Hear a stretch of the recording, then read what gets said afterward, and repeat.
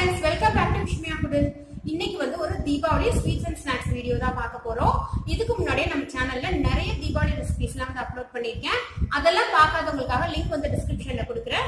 So இன்னைக்கு என்ன செய்ய போறோம் அப்படிங்கறத பார்க்கலாம். வாங்க வீடியோக்குள்ள போகலாம். ஸோ இன்றைக்கி வந்து ரொம்ப டேஸ்டான பாதுஷா எப்படி வீட்டிலேயே செய்கிறது அப்படிங்கிறத இந்த வீடியோவில் நம்ம பார்க்க போகிறோம். பாதுஷா செய்கிறது பார்த்தீங்கன்னா ரொம்ப ஈஸி. பாருங்கள், பார்க்கவே எவ்வளோ அழகாக இருக்குன்னு. ரொம்ப ஈஸியான, நிறைய பேர் அதை நம்ம ட்ரை பண்ண மாட்டோம், ரொம்ப கஷ்டமாக இருக்குமோ அப்படின்னு சொல்லிட்டு. ஸோ இந்த வீடியோ வந்து ஸ்கிப் பண்ணாமல் கடைசி வரைக்கும் பாருங்கள், உங்களுக்கே ஒரு ஐடியா கிடைக்கும் பாதுஷா செய்கிறது எவ்வளோ ஈஸின்னு. ஸோ இந்த தீபாவளிக்கு நீங்களும் கண்டிப்பாக ட்ரை பண்ணி பார்ப்பீங்க. இன்னைக்கு பார்த்தீங்கன்னா இந்த பாதுஷா செய்யறதுக்கு நான் 2 கப் அளவுக்கு மைதா மாவு எடுத்திருக்கேன். நான் எப்போதும் சொல்கிற மாதிரி கப் கணக்கிலே சொல்கிறேன், உங்களுக்கு ஈஸியாக இருக்கும். 1 டீஸ்பூன் அளவுக்கு ஜீனி எடுத்துக்கிறேன். 1 டீஸ்பூன் அளவுக்கு பேக்கிங் சோடா எடுத்துக்கிறேன். நல்லா அந்த பாதுஷா வந்து சாஃப்டாக இருக்கிறதுக்காக 2 டேபிள் ஸ்பூன் அளவுக்கு தயிர் எடுத்துக்கிறேன். நான் ஒரு சின்ன குழிக்கரண்டியில் ஊற்றிருக்கேன். உங்களுக்கு கரெக்டாக சொல்லணும்னா 2 டேபிள் ஸ்பூன் அளவுக்கு கரெக்டாக இருக்கும். நல்ல தயிரை வந்து கட்டியான பார்ட்டாக எடுத்து போட்டுக்கோங்க. அதுக்கப்புறமா 2 டேபிள் ஸ்பூன் அளவுக்கு நெய் எடுத்துக்கோங்க. நான் சொன்ன இதே அளவு சேர்த்திங்கன்னா உங்களுக்கு சூப்பராக கிடைக்குங்க. சப்போஸ் நீங்கள் ட்ரை பண்ணிங்கன்னா எனக்கு ஒரு ஸ்னாப் வந்து மெயில் கூட அனுப்புங்க. நான் அதை வந்து சேனலில் ஷேர் பண்ணுறேன். உங்களுக்கும் சந்தோஷமாக இருக்கும். என்னோட ரெசிபியை நீங்கள் ட்ரை பண்ணதுனால எனக்கும் ரொம்ப சந்தோஷமாக இருக்கும். 1 பிஞ்ச் அளவுக்கு உப்பு எடுத்துக்கிறேன். இதெல்லாம் சேர்த்துட்டு நல்லா பிசைஞ்சு விட்டுடணும், கட்டி இல்லாமல்.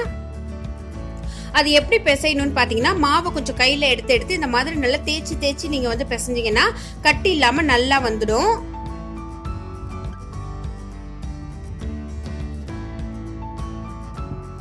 ஸோ இந்த மாதிரி நல்லா உதிரியாக நம்ம பிசைஞ்சு வச்சாச்சு. இப்போ கொஞ்சமாக பால் சேர்த்து நல்லா பிசைஞ்சிக்க போகிறேன். இந்த அளவுக்கு பால்னு சொல்ல முடியாது. நீங்கள் எவ்வளோ வந்து மாவு எடுத்துக்கிறீங்களோ அதுக்கு தகுந்த மாதிரி பால் மாறும். இப்போ வந்து நல்லா நம்ம பிசைஞ்சு வச்சுட்டோம். இப்போ வந்து ஒரு 10 நிமிஷம் வந்து இது அப்படியே இருக்கட்டும். இது எப்படி இருக்கணும்னு நான் உங்களுக்கு காமிக்கிறேன். இப்படி நம்ம பிச்சோன்னா இந்த மாதிரி உங்களுக்கு கிடைக்கணும்.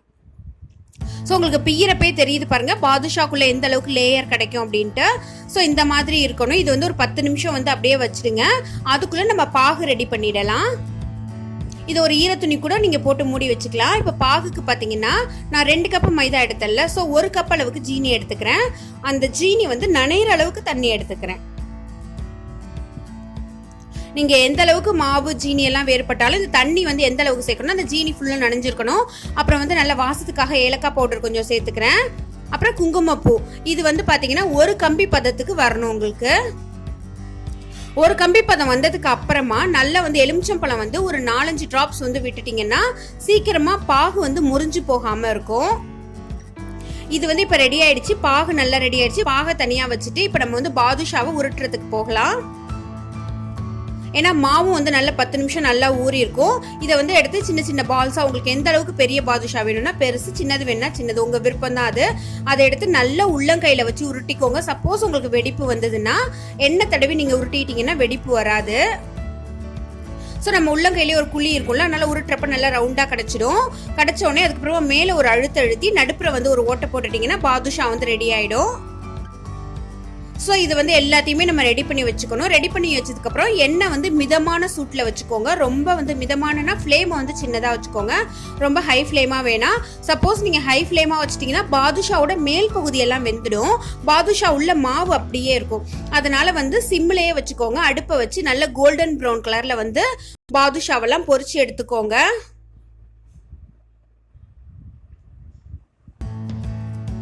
பாத்தீங்கன்னா நல்ல பொரிஞ்சிடுச்சு. பாருங்க எந்த கலர்ல இருக்கு அழகா.